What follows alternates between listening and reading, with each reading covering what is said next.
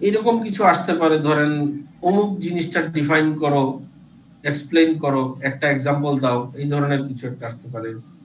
হ্যাঁ, অমুক কনসেপ্টটা এক্সপ্লেইন করো, বাংলাদেশের স্টার্টআপের বেলায় এটা কিভাবে অ্যাপ্লিকেবল হবে, এই ধরনের একটা জিনিস আসতে পারে।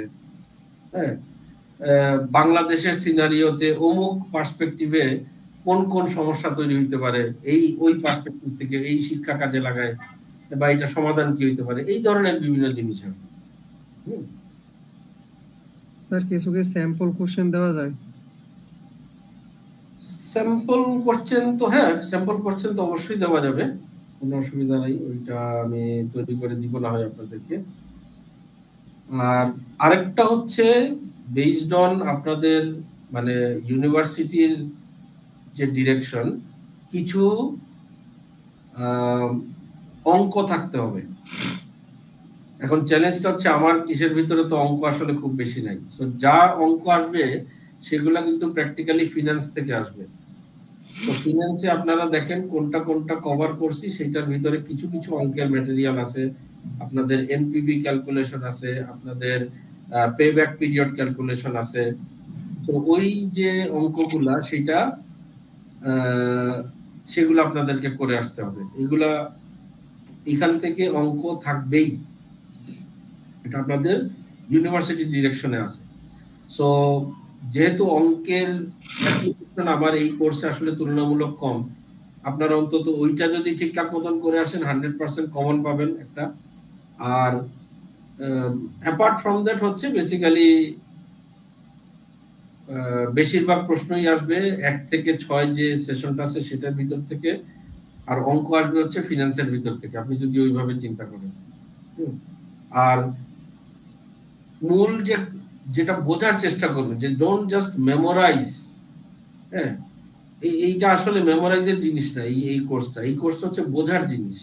আপনি কনসেপ্টটা বুঝবেন, এমনও যদি হয় যে আপনি কনসেপ্টটা তুলে নিয়ে আসতে পারছেন, এক্সাক্ট হয়তো বা আপনি টার্মটা ব্যবহার করতে পারেন নাই, আপনি মার্ক পাবেন।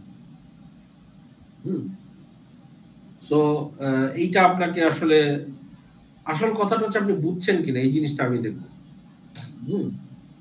আপনি এক্সাক্ট ওই ওয়ার্ডটা ইউজ করছেন কিনা, করলে তো খুবই ভালো। যদি একান্তই দেখেন যে ওয়ার্ডটা ইউজ করেন নাই, বা আপনি কনসেপ্টের যে ডায়াগ্রাম ছিল ডায়াগ্রামটা আপনি নিয়ে আসেন নাই, ঠিক আছে, ডায়াগ্রাম যে আনবে সে একদম খুবই ভালো মার্ক পাবে, বাট ডায়াগ্রাম না আনলেও যে আপনি জিরো হয়ে যাবে জিনিসটা সেরকম না। আসলে হচ্ছে আপনি কতটুকু বুঝছেন এবং সেটাকে কিভাবে খাতায় লিখে নিয়ে আসছেন। এখন এরকম যদি হয় যে আপনি প্রশ্ন করা হয়েছে এ আর আপনি উত্তর দিয়ে দিচ্ছেন বি, তাহলে তো আসলে কিছু করার নাই আবার।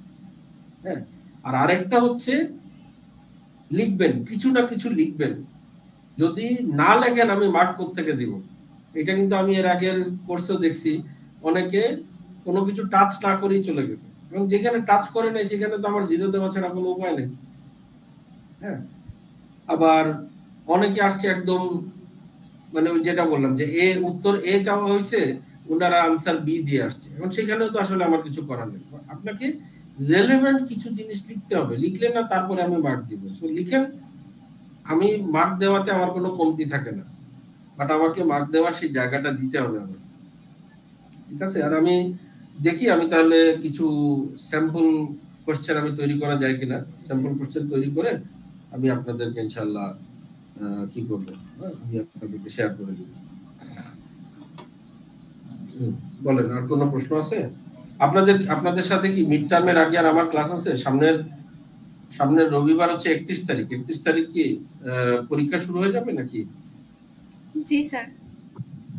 আচ্ছা, তার মানে এইটাই মিড টার্মের আগে আপনাদের সাথে এটাই আমার লাস্ট ক্লাস। ওকে, ঠিক আছে।